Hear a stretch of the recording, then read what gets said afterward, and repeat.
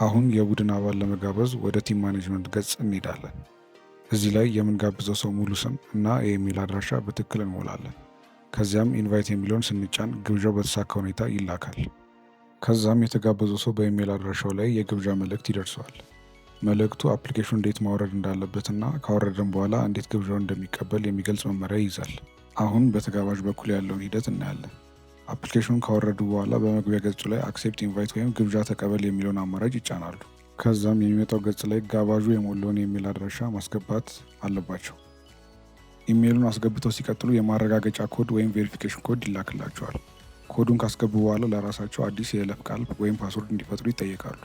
የይለፍ ቃሉን አስገብተው እንደጨረሱ እንደተጋበዘ ተጠቃሚ ሆነው ወደ አፕሊኬሽኑ ይገባሉ። የተጋበዘው ሰው ወደ ሲስተሙ ሲገባም ወዲያውኑ ንብረቶችን ማግኘት አይችልም። ጋባዥ ፈቃድ መስጠት ይኖርበታል።